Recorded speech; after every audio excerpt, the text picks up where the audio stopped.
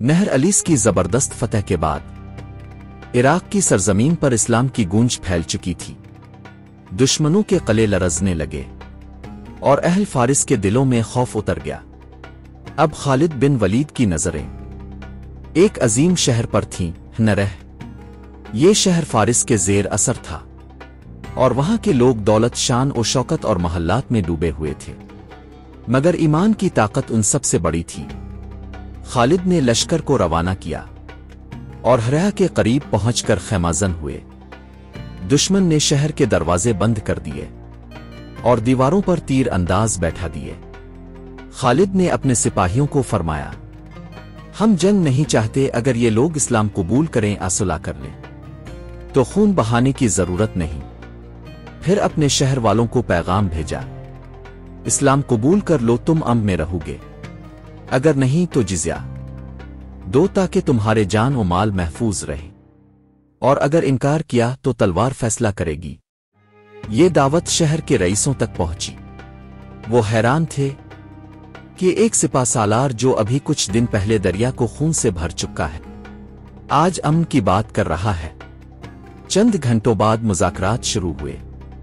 ہرہ کے سردار خالد کے خیمے میں آئے۔ انہوں نے دیکھا نہ سنہری تخت، نہ ریشمی پردے، بلکہ مٹی پر بیٹھا ایک مجاہد جس کے چہرے پر ایمان کی روشنی چمک رہی تھی۔ انہوں نے کہا، اے خالد، تم جنگ کیوں نہیں کرتے؟ تم تو تلوار کے بادشاہ ہو۔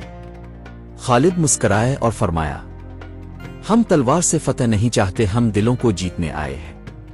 اگر تم اسلام قبول کرو تو تم ہمارے بھائی ہو، اگر نہیں تو انصاف سے رہو، تمہارا مال و جان امان میں رہے گا۔ یہ الفاظ ہرہ کے لوگوں کے دلوں میں اتر گئے۔ انہیں احساس ہوا کہ یہ لشکر زمین کے نہیں، آسمان کے فرمان سے آیا ہے۔ آخرکار شہر کے بزرگوں نے جزیہ پر صلح کر لی، دروازے کھول دیے گئے۔ خالد لشکر سمیت شہر میں داخل ہوئے، لیکن کسی گھر کو لوٹا نہیں، کسی عورت کو قید نہیں کیا۔ شہر کے لوگ حیران تھے، انہوں نے ایسے فاتح کبھی نہیں دیکھے تھے جو فتح کے بعد مسکراہٹ بانٹتے ہیں۔ خالد بن ولید نے مسجد قائم کرنے کا حکم دیا اور فرمایا، یہ شہر اب اسلام کے امن کا گہوارہ ہے، یہاں کے لوگوں کو دین کی تعلیم دو، کیونکہ ہم دنیا لینے نہیں ایمان دینے آئے ہیں۔ یوں خرہ فتح ہوا، بغیر خون بہائے، صرف ایمان، عدل اور حکمت کے ذریعے۔ یہی تھی خالد بن ولید کی اصل طاقت۔